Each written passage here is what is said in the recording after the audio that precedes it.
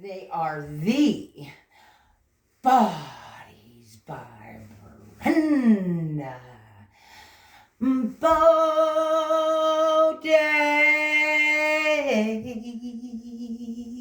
Shots. Birds.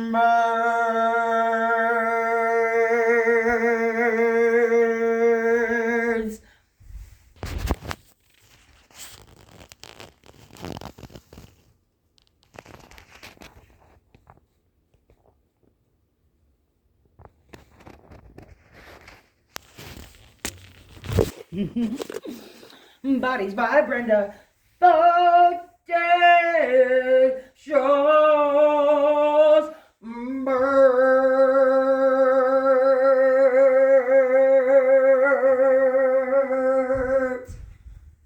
Whoa, where did that come from? You know, that long note, that deep voice. Oh, whoa, whoa, wow. It vibrated deep inside of me. That volume, that energy, that belief in love, that bodacious understanding of that word, bodacious. Bodacious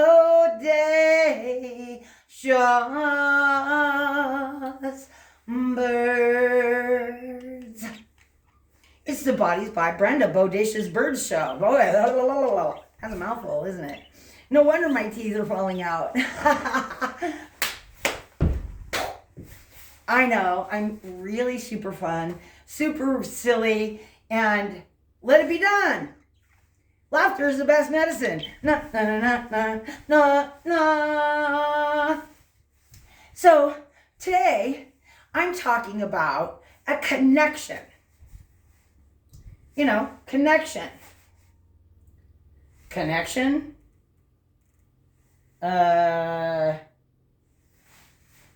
Earphones, connection. Connection. Connection. Connection. Connection. All of that is a relationship, right? So awareness is our connection to all there is. All there is. Awareness.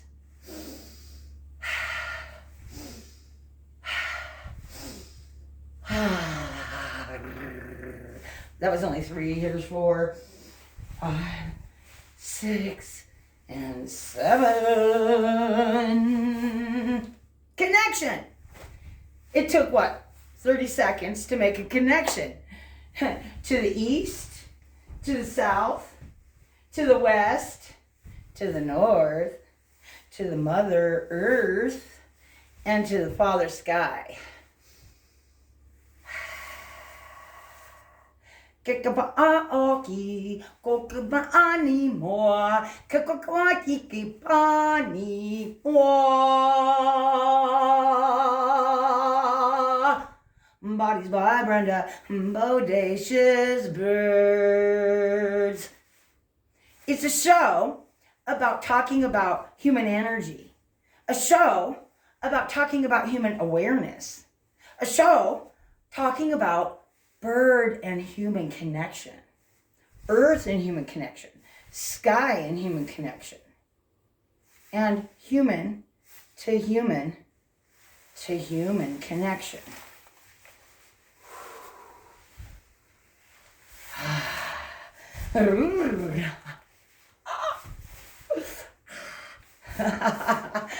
Whoa, I got chills, they're multiplying. And I'm gaining control of the power of my emotions. They're flowing.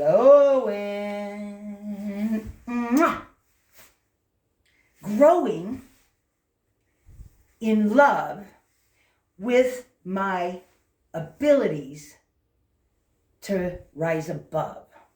Rise above the energy of my awareness that I am human and I'm capable of a lot of things I didn't know I was capable of.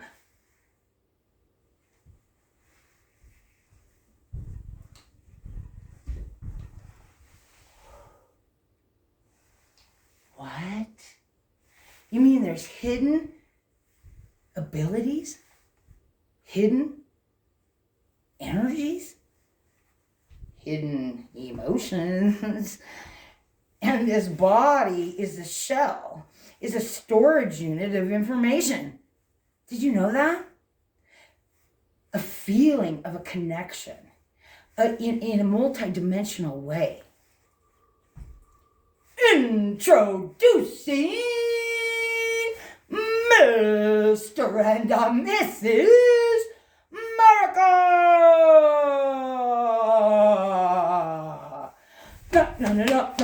No. And you saw the birds already.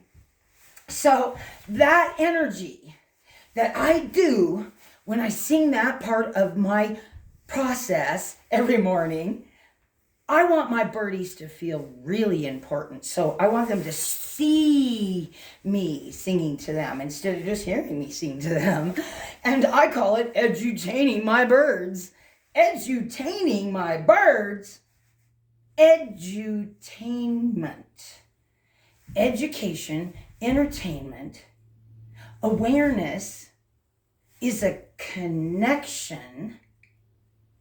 Bodacious is an attraction, and birds are an organic connection to an energy of all things, a quantum connection.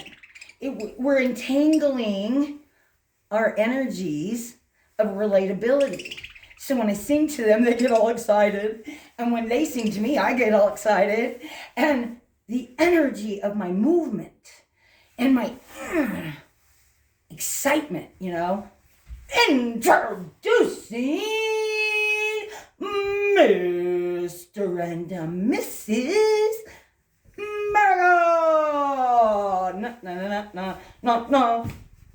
And I have a desire to dance and sing. I have a desire to laugh and be something that makes me feel good. And when I start doing this awareness thing, what makes me feel good and what makes me feel bad, and how am I strong enough to be able to control those emotions, it's a life process.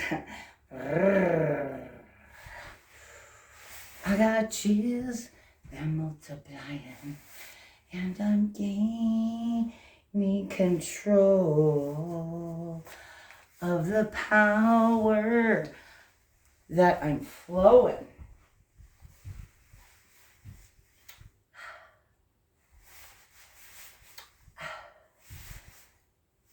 It's all a mindset. A mindset. And the connection, awareness is the human magnificence. It's that fuel for magnificence. It's that fuel for success.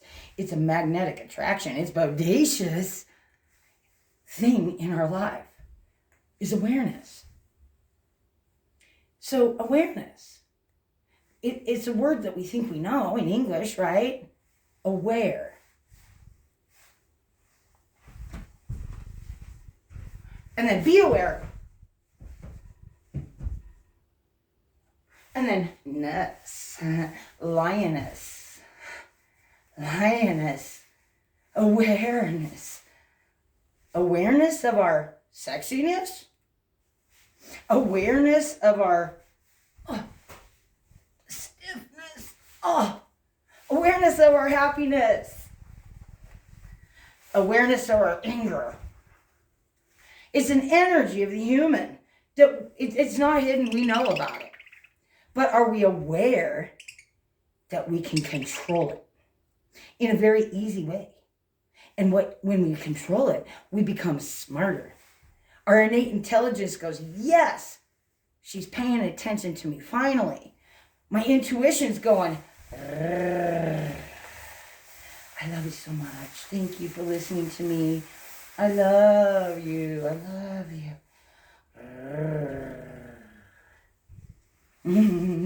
I got chills. I know, I'm really super silly. And I drift into a mindset of magnificence. I start to understand the awareness of my energy systems, the ones that control my body functions. So when I'm stiff, I don't function optimally. But when I'm flowing, I function optimally.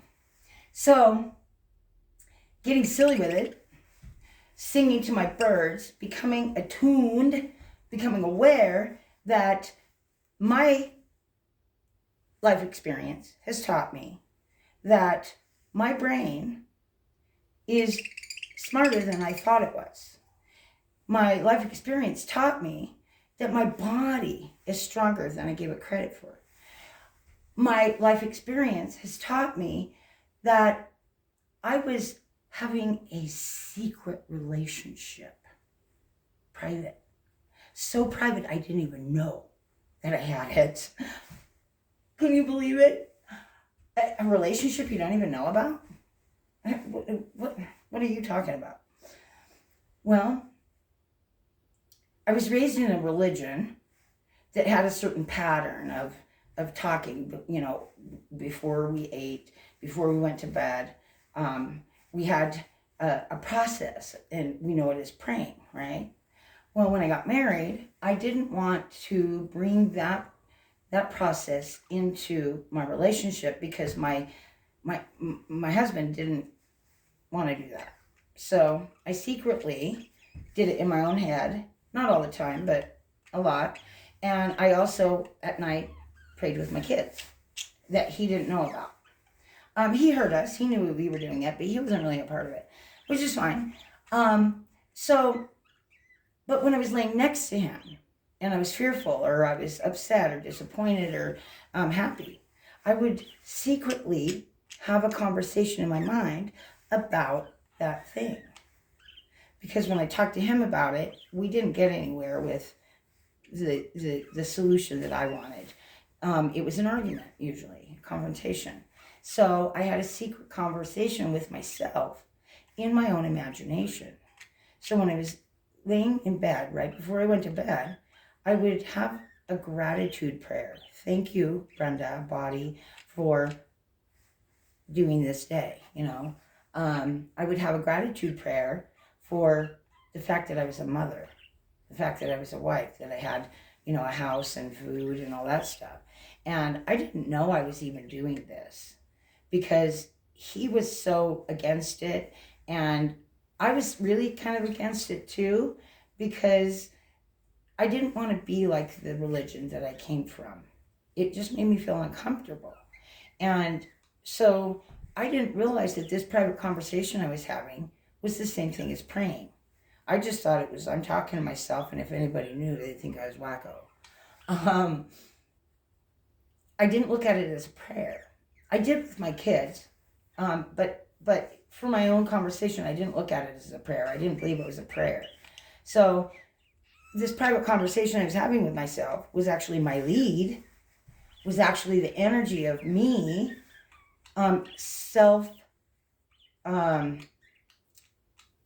inspired.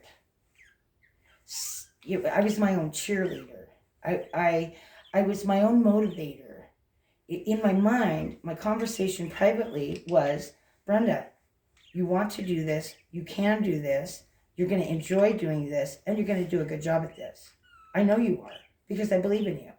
And that conversation was something that I did every day, and I didn't look at it as a prayer.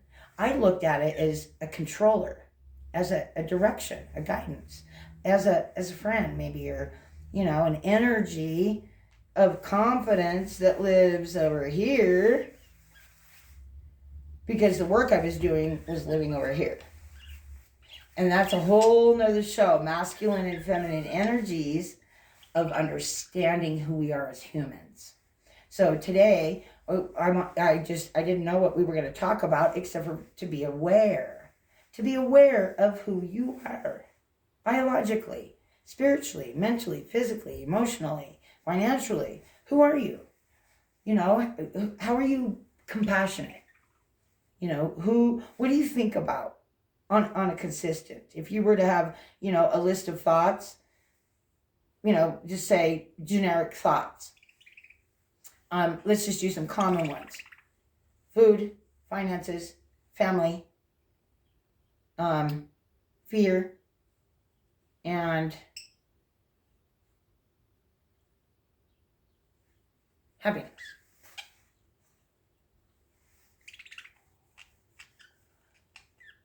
Those are all four F's, and then happiness is a H. Letters mean stuff, and that's a whole nother show also. So whatever we think about during the day comes with an emotional agreement, yes or no. That feels good or that feels bad. And we automatically have that conversation with ourselves. It's not a conscious thing. You know, so when we have a thought, oh, that's a good thought. That makes me feel good. Or we have a thought that comes in and it's bad. Oh, that's a bad thought. We're not that aware. But when we become aware of our thoughts that create an emotion, we question ourselves. And the act of questioning ourselves, it requires a different brain networking. Because now you're focused on your change. You're focused on your change. You're focused on your change. You're focused on your change. So when you focus on your change, that thought made me feel something. That thought made me feel something. Was it a whole body thought? Or was it an itch? Because our body talks to our mind to tell our hand what to do. And we know that automatically. It's instinctual. We don't need to learn how to do that. But what we do need to do is learn how our emotions are the fuel to our cell regeneration. How our body repairs itself. It's a fuel, a measurement. How well are we serving the repair system of our body? Are we a good server? Are we a non-aware server? Do we serve ourselves a little bit, but not with full focus or attention or gratitude or love? Our inner conversation. How do we talk to ourselves when we make a mistake? How do we talk to ourselves when we make or create? How do we talk to ourselves in every part of our life? And it takes some practice. You have to rehearse thinking. Did you know you had to rehearse your thinking? And then when you rehearse your thinking, you start rehearsing your emotions. And when you have that thinking emotion, we have a circle of energies that we start to not understand because there's too many going on. We're not processing any of them. Some of them we're hiding. Some of them we're yelling about. Some of them we're fearing about. And the energy of our biology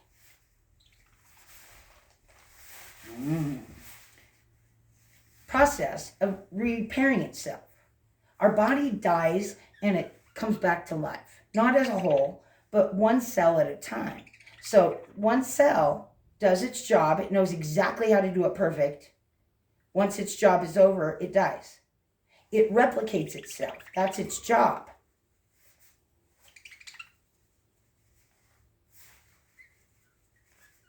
So our cells are replicating themselves and then they die out. They replicate themselves and then they die out. So the fuel in between the work of the cell and the dying out of the cell is the regeneration process, is the building process, is the construction process. So when our cells are regenerating themselves, the energy in between the birth and the death is the fuel of our emotions and what we do to follow our intuition. And when we follow our intuition, people are like, you're no fun anymore. You always follow the rules. You don't like to take a risk. Why don't you challenge yourself? Stop drinking, stop smoking, stop hanging out at the bar, stop staying out all night, stop cussing, stop overeating, blah, blah, blah, right? You become a boring person, you become square. Or you become round.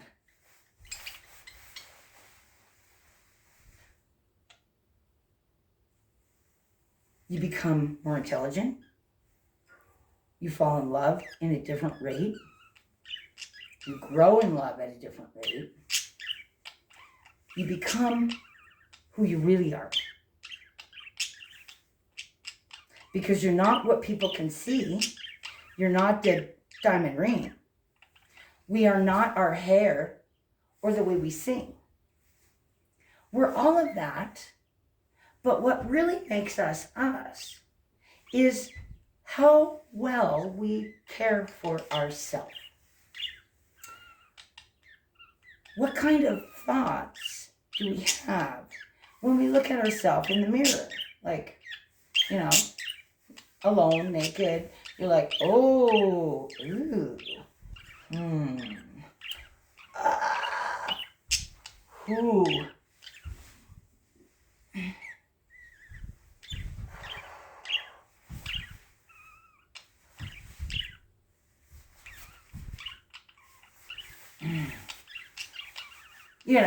Or we're like, oh,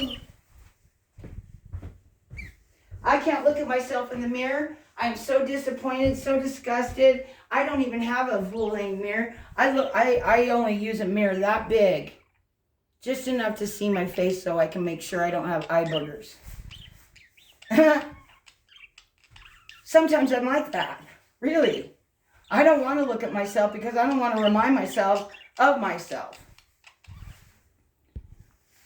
Because when we look at ourselves, to remind ourselves of ourselves, we start to see our mistakes. I shouldn't have eaten all that cake. I need to exercise more. I should have put sunscreen on my skin years ago. We start shitting on ourselves.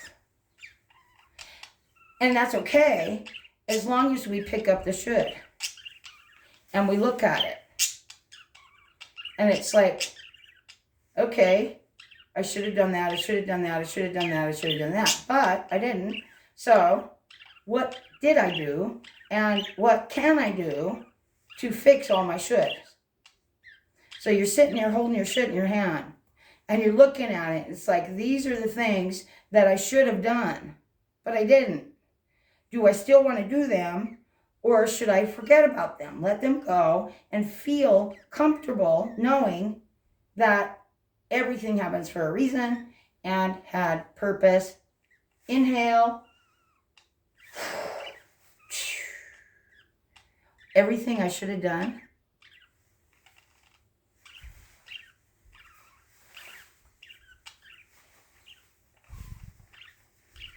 Cannot be redone unless it can. So what I'm saying is, I went back and I looked at the things that I could fix, and I fixed them. Meaning behaviors. Meaning apologizing for not doing something that I know I should have done.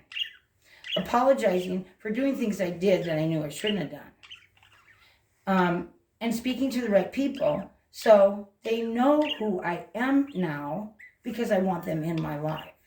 I don't want them to know me like they thought they knew me, because they didn't. I was faking it. I wasn't being honest with my emotions. I wasn't telling people how I felt. I wasn't sharing my heart with people in love or in the emotion I was in, and then I blew up. I blew up, literally. The emotions made me blow up.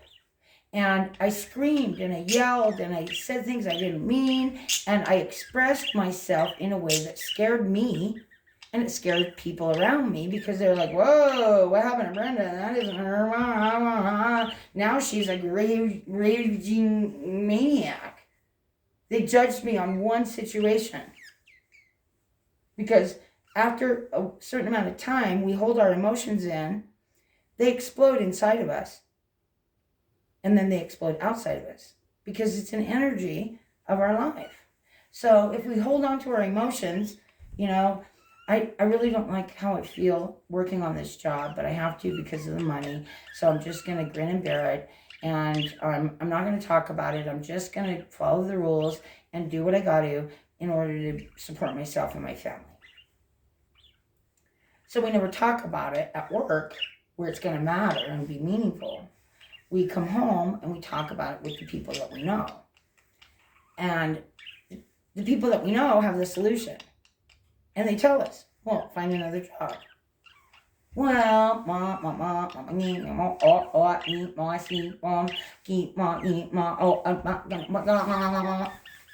all these excuses. And every time we talk to them, they're like, you have a choice. Only